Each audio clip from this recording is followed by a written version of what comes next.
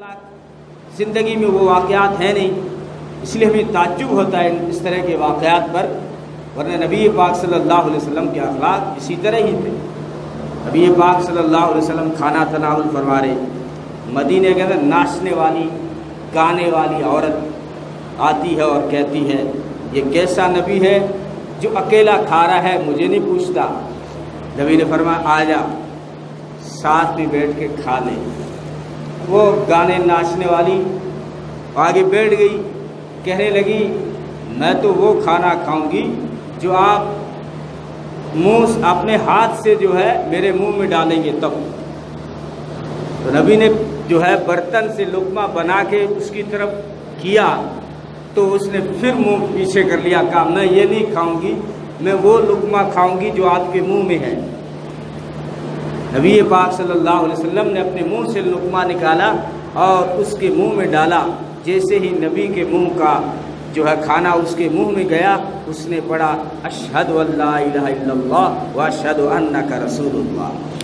یہ اخلاق تھے کہ ناچنے والے یوں اسلام میں آ رہے ہیں، تو ناچنے والی تھی، ہو سکتا ہے جو ہے اس کی عمر جو ہے بہت بڑی ہو، ورنہ نبی پاک صلی اللہ علیہ وسلم اگر جوان عورتیں یا ادھیڑ عمر کی عورتیں اگر بیعت ہونے کے لیے بھی آتی ہیں تو فرماتے ہیں عمر اپنی چادر آگے ڈال دو، ان عورتوں کو پردے کے پیچھے بٹھاؤ اور چادر کا کنارہ ڈال کے کہو کہ جس عورت نے چادر کو ہاتھ لگا دیا سمجھو نبی سے بیعت ہو گئی۔ دو چیزیں سمجھ میں آئی، ایک تو ہے کہ نبی ہو کر پردے کا اتنا اہتمام کیا ہے کہ عورتوں کو بالکل سامنے بٹھا کے عورتوں سے ہاتھ نہیں ملایا ہے نبی نے۔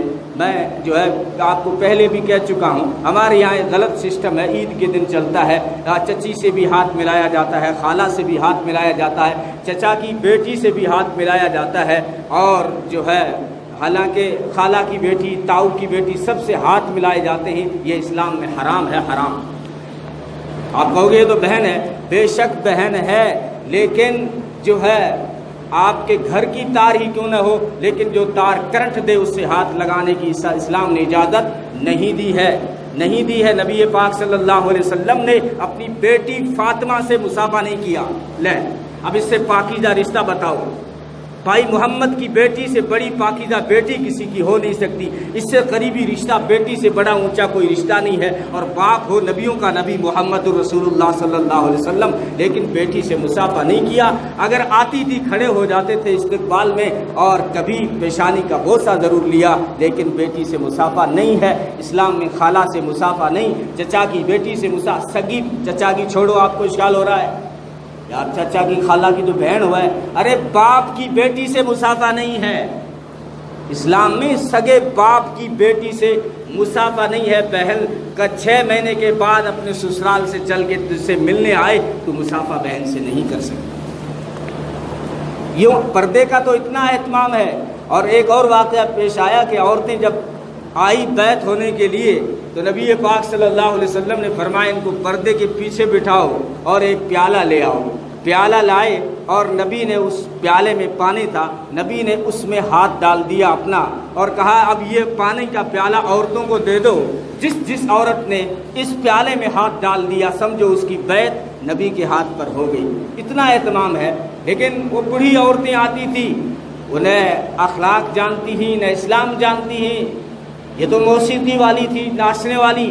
حدیثوں میں آتا ہے ایک پاگل مجنونہ تھی مدینے کے اندر، پاگل عورت، تو پاگل عورت جو کاغذ چوبتی رہتی ہیں اور گلیوں میں پھرتی رہتی ہیں اور جدھر آیا سو جاتی ہیں، اگر آپ نے دیکھا ہو جو ہے بس اسٹینڈ پہ سو گئی، ریلوے اسٹیشن پہ سو گئی، اس کا کیا ہے؟ تو وہ پاگل تھی، مجنون تھی۔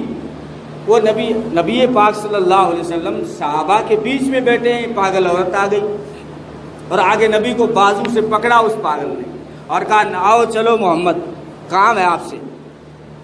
حضرت عمر نے فرمایا اللہ کے رسول یہ پاگل عورت ہے، اس کے ساتھ مت جانا، یہ پاگل ہے، سٹکی ہوئی ہے، اس کی سرکی ہوئی ہے۔ نبی نے فرمایا نہیں، جس طرح میں شانوں اور سمجھداروں کا نبی ہوں، پاگلوں کا بھی نبی میں ہوں، جاؤں۔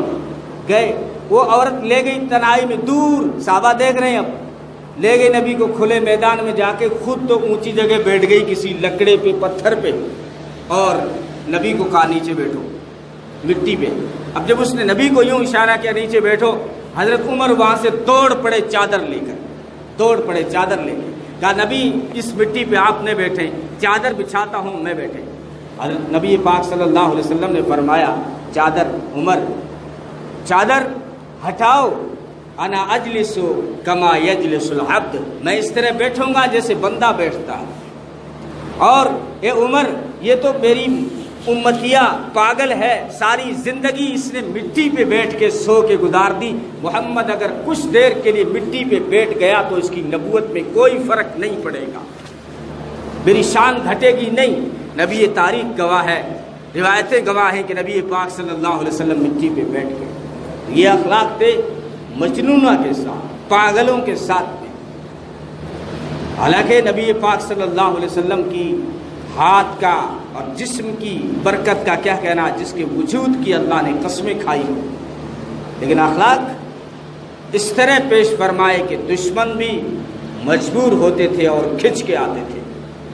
تو اسلام کا نبی تو سراسر رحمت ہے، جو سب کے لیے رحمت بن کے آیا ہے۔ آج ایک سوچی سمجھی سازش کے تحت اسلام کو بدنام کرنے کی کوشش ہو رہی ہے کہ اسلام ایک ظالم دھرم ہے جو جانوروں پہ گلوں پہ چھریاں چلاتا ہے، جو عورتوں کو حقوق نہیں دیتا، وہ ہمارے شوشے ڈھونڈتا ہے۔ شوشے اختلافی مسئلہ لایا تھا، بڑا چالو ہے ہمارا دشمن، بڑا تیز ہے۔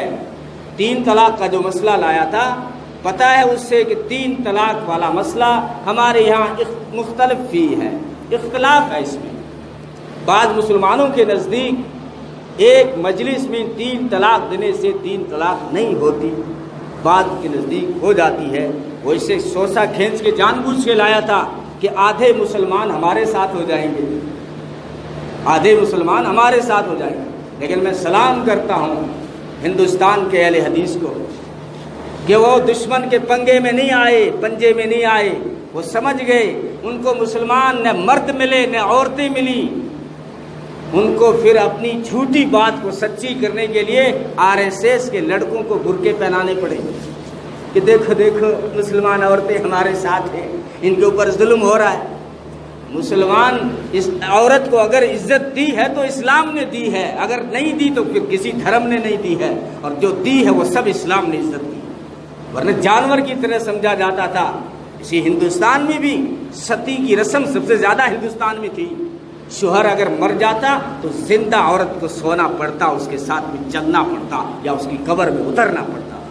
مجھے یاد ہے راجپوتوں میں، مجھے یعنی 40 سال کے بندے کو اس طرح کے واقعات یاد ہیں تو پہلے کیا ہوتا ہوگا۔ تو یہ اسلام نے عورت کو عزت دی ہے، ورنہ تو باپ اپنی بیٹی کو زندہ درگور کرتا تھا۔ جب وہ اسلام میں آیا تو جب دفن کر رہا تھا اس وقت آنسو نہیں آئے، اسلام میں آیا تو پھر راتوں رات روتا تھا، اور روتے ہوا نبی کے پاس آیا۔ نبی کئی سال پہلے اپنی بیٹی 7 سال کی بیٹی کو زندہ دفن کیا تھا، اس وقت میں تو بھیڑیا تھا، جانور تھا، اب چونکہ اب اسلام میں آیا ہوں تو راتیں میری روتے ہوئے کٹتی ہیں۔ وہ خوابوں میں آتی ہے بچی اور کہتی ہے کیا منہ دکھاؤ گے کل قیامت کے دن ابا مجھے، تو کیا کروں، میرا یہ جرم معاف بھی ہوگا یا نہیں؟ نبی نے فرمایا یہ جرم تو نے کفر میں کیا تھا، اس لیے اللہ تو یہ تیرا جرم تو معاف کر دے گا۔ لیکن جب اس نے واقعہ سنایا کہ میں لمبے سفر میں گیا ہوا تھا اور پلٹ کے آیا تو 7 سال کی بیٹی گھر میں، بیوی نے بھی بات مجھ سے چھپائی، کہا یہ میری بھانجی ہے، یہ تو کھیلتے ہوئے آ گئی ہے۔ ایک دن مجھے وہ اتنی اچھی لگی کہ میں اس کی تعریف کر بیٹھا۔ میں نے پوچھا اپنی بیوی سے کتنے خوش قسمت ہیں وہ ماں باپ جس کو اللہ نے چاند جیسی بیٹی دی ہے۔ تو پھر بیوی نے سوچا کہ یہ تو انسان بن گیا ہے، اس کے سینے میں دل کسی انسان کا دل ہے، تو کہنے لگی وہ خوش قسمت باپ آپ ہیں، یہ بیٹی آپ کی ہے، میں نے آپ کے ڈر سے جھوٹ بولا تھا کہ بھانجی ہے، حقیقت یہ ہے کہ آپ کی بیٹی آپ کی ہے۔ پھر کہتا ہے میں نے قسم کھائی، پھر مجھ پہ حیوانگی طاری ہو گئی، میں نے کہا کہ سورج ڈوبنے سے پہلے اس کی زندگی کا سورج گل کروں گا، بجھا دوں گا۔ لے گئے جنگل میں، گڑھا کھودا، 7 سال کی بچی سمجھتی بھی ہے اور بار بار دوڑ کے آتی ہے، کہتی ابو آپ اتنی تیز دھوپ میں دوپہر کو اتنا کھڈا کیوں کھود رہے ہیں؟ میں جانور تھا، کہتا تھا میں اس میں تجھے دفن کروں گا۔ بیٹی کہتی تھی حالانکہ اپنے دوپٹے کے پلو سے बाप की पेशानी का पसीना पूछती थी और कहती थी, अब्बा मेरा जुर्म क्या है, मेरा कसूर क्या है, मुझे क्यों आप दफन करोगे? क्या सिर्फ ये जुर्म के आपके घर दामाद आ जाएगा? मैं आपसे वादा करती हूँ शादी नहीं करूंगी। क्या मेरे खर्चों के डर से मुझे गड्ढे में डाल रहे हो? बाप मैं तुझसे वादा करती हूँ जीने का हक दे दो, मैं भीख मांग के जिंदगी गुजार लूंगी, आपसे कोई डिमांड नहीं करूंगी। लेकिन कहता है मैं तो जानवर था, उस वक्त तो मैंने दफन कर दिया, लेकिन अल्लाह के रसूल अब रातों को नींद नहीं आती। उस वक्त जब ये वाकया सुनाया गया तो ज़ैनब, रुकैया, उम्मे कुलसूम और फातिमा की भी आखिर बाप थे, उनकी आंखों में आंसू आ गए। फरमाया अल्लाह तो तुझे माफ कर देगा, मेरी आंखों के सामने मत आना, मैं देखूंगा तुझे मासूम की आहें और सिसकियां याद आएंगी। ये वैसा रहम बनकर आया। अब उनकी शरीयत पे कोई इश्काल करे, ये कोई इंसाफ की बात है? इतना जो साहिब रहम बनकर आया, ऐसे वाकयात के दुश्मनों, जंग के मैदान में दुश्मन लड़की नजर आए तो उससे रहम आए, दुश्मन जंग की हालत में आए तो उसको रहम आए। तो इस्लाम सरासर रहम का जो है मजहब है और दीन है। औरत को सिर्फ इज्जत इस्लाम ने दी है। नबी ने फरमाया, जब ये माहौल था कि बाप जिंदा दफन कर रहा था, नबी ने ऐलान कर दिया कि जिसको अल्लाह 2 बेटियां दे, नाम अच्छे रखो, तालीम और तरबियत अच्छी करो और उनका निकाह कर दो, खर्च करो उन पर, मैं मोहम्मद तुम्हें जन्नत की जमानत देता हूँ। यह ऐलान सबसे पहले दुनिया में मोहम्मद अरबी ने किया सल्लल्लाहु अलैहि वसल्लम। फरमाया अगर औरत बेटी है उसके सर पे शफकत की चादर इस्लाम ने रखी है, अगर औरत बहन हो तो उसके सर पे इफ़्फ़त और इस्मत की चादर इस्लाम ने रखी है, अगर औरत बीवी बन जाए तो इस्लाम उसके सर पे वफा की चादर रखता है, औरत अगर माँ बन जाए इस्लाम कहता है जन्नत माँ के कदम के नीचे है। ऐसे ऐसा मकाम कोई दे सकता है? लेकिन फिर भी ये सोची समझी साजिश के तहत इस्लाम और मुसलमानों को बदनाम करने की कोशिशें हो रही हैं। तो इस वक्त हमारी जिम्मेदारी है, ऐसे वक्त में जब हमें मिटाने के मंसूबे पार्लियामेंट में बन रहे हैं, चौराहों पे नहीं पार्लियामेंट में बन रहे हैं, लेकिन ऐसे माहौल में कुछ हमारी भी जिम्मेदारियां बनती हैं कि हम अपनी आप की इस हिफाजत करें। स्कूल में पढ़ने वाले बच्चों, अगर तुमने अपनी किताब में एक पाठ पढ़ा होगा, उस पाठ का नाम है अपनी मदद आप करो। जो अपनी मदद आप नहीं करता, खुदा भी उसकी मदद नहीं करता। अपनी आप मदद करने का मतलब ये है कि तुम न दुश्मनों के भौंकने पे ख्याल करो, भौंकने दो उसको, भौंकने दो। जुल्म जब बढ़ता है मिट जाता है, याद रखना, जुल्म जब बढ़ता है तो मिट जाता है। चूंटी के पर लगे समझो मौत करीब है इसकी। न मुसलमान मिटेगा न इस्लाम मिटेगा, कोई घबराहट की बात नहीं, ये भौंकने वाले सब मिट जाएंगे, लेकिन मुसलमान और इस्लाम नहीं मिट सकता। इसलिए चैन और सुकून और वक़ार से रहो, मत घबराओ हालात से। ये हालात तो हमारी पहचान है अव्वल सदी से लेके।